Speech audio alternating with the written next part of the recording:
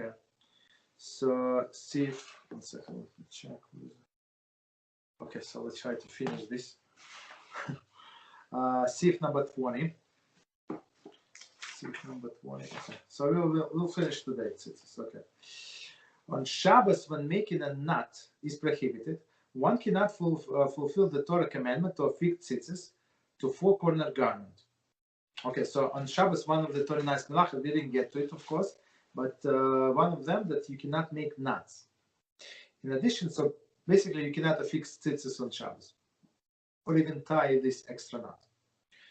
In addition to the Torah requirements to affix tzitzis to four-corner garment, there is a big prohibition against wearing such a garment, even when one cannot affix the tzitzis. Okay, so Rabbi say if you have such a garment that requires tzitzis, you cannot, and it's the tzitzis is not there, like from one side or ripped, or so you cannot wear it. However, there is a specific situation where rabbinic law is waived.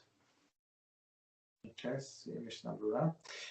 One such a situation described in this year. So there is one exception. Okay, what is it? If one comes to a synagogue, if one comes on Shabbos to synagogue, and he discovers that one of the tzitzis of his talis has become invalid, and he cannot find the other talis to borrow, and he's embarrassed to stay in a synagogue at that time and pray without talis, while everyone else is wearing one, then the halacha is as follows. So basically, out of embarrassment, right? Commentary: the dispensation applies only to Shabbos. On weekdays, it is forbidden to don talis under similar circumstances. Basically, on a weekday, he can fix it. On Shabbos, he cannot fix it, but we don't want to embarrass him also. So that's the leniency. 1 second, where is it? One more. So halacha is as follows. Since today it is not possible for him to tie another tzitzis into talis due to the Shabbos prohibition tying a knot, so I mean he has no choice. Therefore, because of the great importance of human dignity, he is permitted to wear talis even in an invalid state, since the rabbinic violation is permitted in certain circumstances to preserve human dignity. So basically, okay, so let's read the commentary and we're going to explain. This rule has a very specific regulations and not to be construed as allowing violation of rabbinical commandments in every situation that may violate human dignity. If one is wearing this talis in a public domain, for example, in a street, and notices that one of the strings talis is invalid, he is required to remove the talis immediately. So that's the problem. So he's in a public domain, so he can, so basically he has to leave it somewhere, right? That's what it says. But in a shul, we allow him to pray.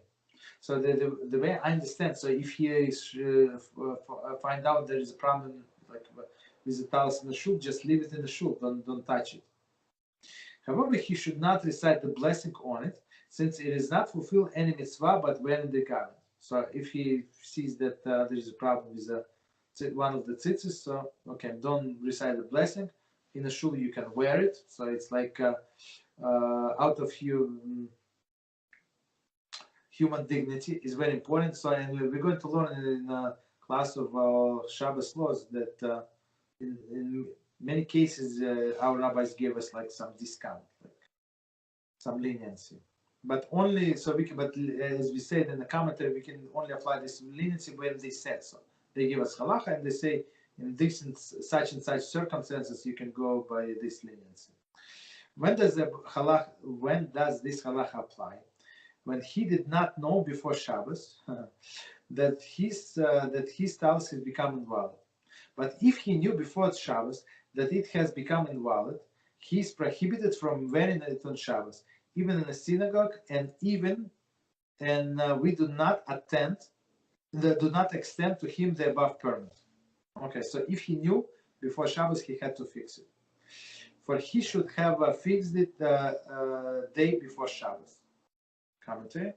According to Mishnah Berurah, if they accidentally forgot to fix it on Friday, he may be lenient to wear on Shabbos. So okay, so Mishnah Berurah gives us some leniency. So if I forgot, he was busy, he was sick, he was this, he was that, so he can still wear it only in synagogue, as we said, but not going home.